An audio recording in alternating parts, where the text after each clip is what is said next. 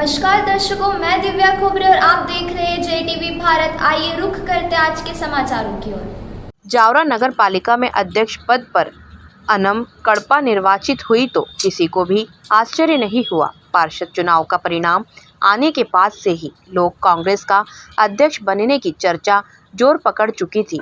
इसमें भी पूर्व नगर पालिका अध्यक्ष की बेटी यूसुफ कड़पा की बेटी अनम कड़पा का अध्यक्ष बनना तय माना जा रहा था। बीच बीच में कांग्रेस में 2 उम्मीदवार होने की बातें सामने आई, लेकिन पूर्व मुख्यमंत्री कमलनाथ का दबाव काम आया और सभी समीकरण कांग्रेस के पक्ष में ही रहे। आखिर 2 वोट ज़्यादा किसके मिले? जावरा नगर पालिका अध्यक्ष पद के लिए कांग्रेस की उम्मीदवार अनम कड़पा को 30 में से 20 वोट मिले हैं, जबकि कांग्रेस के 16 पार्षद थे तथा 2 निर्दलीय भी कांग्रेस में चले गए। फिर भी 18 वोट हो रहे हैं, जबकि कांग्रेस को 20 वोट मिले। आखिर ये 2 वोट किसके मिले, इसकी चर्चाएं जोरों पर है। उपाध्यक्ष भी पहले से तय था। जावरा नगर पालिका उपाध्यक्ष पद पर सुशील कोचटा निर्वाचित हुए। उन्हें 22 वोट मिले, जबकि भाजपा की रुक्मणी राजेश धाकड़ को 8 वोट मिले। उपाध्यक्ष के परिणाम ने भी सभी को आश्चर्यचकित कर दिया। बाइट पवन सोनी पार्षद बीजेपी, बाइट यूसुफ कड़पा पूर्व नगर पालिका अध्यक्ष। JTV भारत से भेरूलाल मालवी की रिपोर्ट। पहले तो आपका शब्द मैं बता दूं, तरह से नहीं, भारतीय जनता पार्टी के 12 पार्षद 9 पार्षद अधिकृत जीते थे, 3 पार्षद समर्थित थे। भारतीय जनता पार्टी ने अपना प्रत्याशी दोनों पद पे और अपील समिति में उतारा था। जो व्यूह रचना बनी थी उस अनुसार कहीं 2 मत हमें कम मिले हैं। निश्चित उसके ऊपर हम विचार मंथन करेंगे, पर जो फैसला सभी पार्षदों ने मिलकर दिया है उस फैसले की तरफ भारतीय जनता पार्टी पूरी तरह से अग्रसित है। हम जावरा विकास के लिए संकल्पित रहेंगे। 9 पार्षद थे, उसके बाद में जो वोटिंग हुई है वो कांग्रेस को 22 मिले हैं। कहीं ना कहीं क्रॉस वोटिंग हुई है, इसके लिए निश्चित ही आंकड़ों को देखकर क्रॉस वोटिंग हुई है, उसके लिए उचित फोरम पर विचार विमर्श करेंगे। विपक्ष में किस तरह से जवाबदारी संभालनी? पक्ष और विपक्ष दोनों रहते हैं।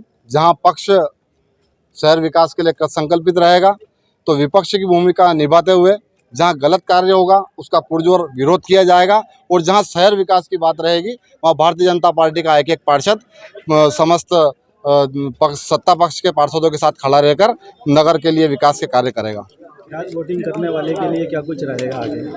ये भारतीय जनता पार्टी के वरिष्ठ नेताओं के ऊपर तय होता है। वहाँ जो उचित फोरम पे जो बात होगी, जहाँ जो भी कांग्रेस पार्टी पूरी तरह एकजुट होकर लड़ी और हमारे वरिष्ठ कांग्रेस नेता जो हमारे साथ खड़े हैं, इनके मार्गदर्शन में जावरा की जनता के सहयोग से और हमारे पार्षदों ने हम पे जो विश्वास जताया है उसका नतीजा है कि जावरा में आज कांग्रेस पार्टी का अध्यक्ष उपाध्यक्ष बने हैं। कितने मत लेके आए आपके अध्यक्ष? अध्यक्ष में हमने 20 वोट अनम कड़पा को मिले और 10 भारतीय जनता पार्टी को। उपाध्यक्ष में भाई सुशील कोचट्टा को 22 और भारतीय जनता पार्टी के उम्मीदवार को 8 वोट मिले। अध्यक्ष में 1 और उपाध्यक्ष में 3 भाजपा वोट आपको मिले हैं, इसको लेकर क्या कहेंगे? ये सब अब सार्वजनिक बात नहीं है, वो हमारे एनालिसिस करेंगे कहाँ कैसे मिला है। लोग भी हमें चाहते हैं जनता। हाँ जी जी, करते हैं। ये तो बताएं कम से कम मीडिया के सामने। ये तो आप शुरू से जानते हैं। अच्छा, अब आपके ऊपर जिम्मेदारी बढ़ गई है। जी जी, इसको लेकर आप क्या कहेंगे? आपका क्या विजन रहेगा? हमारा विजन रहेगा जावरा शहर के अंदर शांतिपूर्वक और जावरा शहर का समग्र विकास हो और जावरा के नागरिकों को मूलभूत सुविधा, चाहे स्वास्थ्य से लेकर पानी से लेकर किसी तरह की आम जनता को कोई परेशानी नहीं हो। 12 साल बाद कांग्रेस से वापस जावरा नगर पालिका में आई है, किस तरह से आप जनता की उम्मीदों को खरा उतरेंगे? जिस तरह का मैंडेट जावरा की जनता ने दिया, हमारा पूरा प्रयास रहेगा कि उसी अनुरूप हम जावरा का विकास और जावरा के नागरिकों का कार्य करते हैं। जारी किया था जी, वो कितनी अवधि में आप पूरा कर लेंगे? हम अतिशीघ्र उसको रूपरेखा बनाकर और जल्दी से जल्दी उस पर क्रियान्वयन शुरू कर दें। प्रमुख मुद्दा क्या रहा है आपका? हमारा जावरा शहर के अंदर जिला बनाने के लिए हम परिषद के अंदर पहला प्रस्ताव लाएंगे और उसके साथ साथ जावरा के विकास सफाई के लिए जो जावरा का नाम जैसे इंदौर मध्य प्रदेश में प्रथम, इसी तरह जावरा को हम प्रथम लाने का प्रयास करेंगे।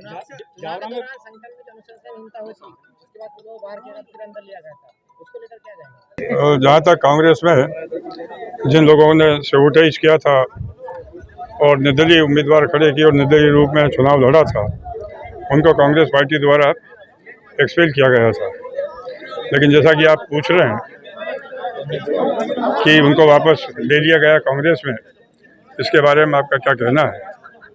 मैं स्पष्ट रूप से ये बात आपके सामने स्पष्ट करना चाहता हूँ कि 8 अगस्त को प्रदेश कांग्रेस कमेटी के संगठन उपाध्यक्ष माननीय चंद्र प्रभात शेखर जी ने उनके निष्कासन श्री वीरेंद्र सिंह और निजाम काजी के निष्कासन का जो पत्र भेजा था, 9 तारीख को उन्होंने पुनः एक आदेश प्रसारित किया है कि उनका ये निष्कासन जो है अभी स्थगित किया जाता है और ये प्रकरण जब तक अनुशासन समिति की पुष्टि के लिए अनुशासन समिति की जो मीटिंग होगी उसमें रखा जाएगा, तब तक के लिए 8 तारीख को दिया गया आदेश।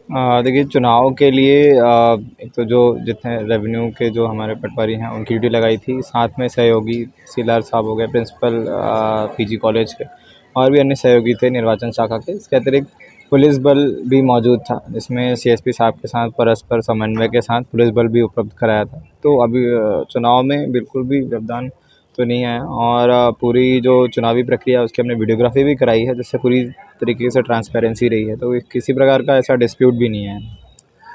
आप चूँकि आपकी जिम्मेदारी समाप्त होने वाली प्रशासक ग्रुप में आप कैसा अनुभव कर रहे हैं? देखिए, काफ़ी अच्छा लग रहा है क्योंकि एक्चुअली जो म्यूनिसिपल काउंसिल है वो एक लोकल गवर्नमेंट का पार्ट है और इसमें प्रतिनिधियों का होना बहुत ज़रूरी है। और जो कॉन्स्टिट्यूशन है वो इसीलिए बनाया गया था कि एक जो लोकल गवर्नमेंट होती है उसमें लोगों की आवाज़ जो है, हर मोहल्ले की आवाज़ वहाँ तक पहुँचे, हर घर तक, हर घर की आवाज़ पहुँचे।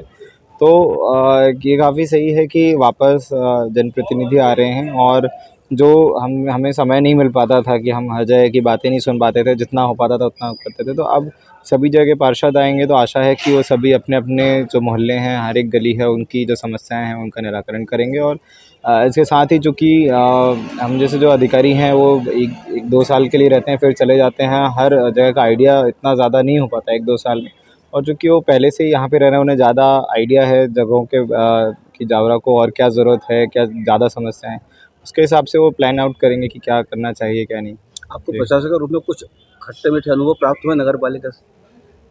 देखिए, एक्चुअली जावरा नगर पालिका वैसे तो पूरे स्टेट की काफ़ी बड़ी नगर पालिका और ISO सर्टिफाइड भी है, तो काफ़ी सारी चीज़ें सिस्टमेटिक ऑलरेडी थी। बट फिर भी जैसे कि मैं यहाँ पे आया और कुछ चीज़ें थी जो मुझे थोड़ा चीज़ें सुधारनी पड़ी, उसमें कुछ बदलाव करने पड़े जो मुझे ऐसा लगता था कि नियमानुसार ये प्रोसेस होना आवश्यक है। जैसे कि कंस्ट्रक्शन के एस्टिमेट्स थोड़ा वो एक्यूरेट नहीं होते थे, काफ़ी ज़्यादा चेंजेस होते थे बिल ऑफ मटेरियल्स, तो वो हमने चीज़ें एक्यूरेट करी हैं। नामांतरण में भी हमने जो कॉलोनीज़ जो हैंड ओवर हुई हैं सिर्फ उसी के ही नामांतरण करे हैं, क्योंकि एक्चुअली अगर देखा जाए तो जो हमारा कॉलोनाइज़र एक्ट है उसके अंतर्गत जो अविकसित कॉलोनी और अवैध कॉलोनी है उनका नामांतरण हो ही नहीं सकता है जब तक हैंड ओवर नहीं हो। तो ये सारी चीज़ें हमने रोकी। इसके अलावा एक जो सबसे बड़ी प्रॉब्लम है जावरा में कि कई सारी जो नज़ूल और शासन की भूमि है उस पर घर बन गए और उन पर भी नामांतरण हो जाते थे नगर पालिका से। तो जितने भी जो भूखंड के नामांतरण आए उसमें हमने जो नज़ूल आ रही हैं उनकी रिपोर्ट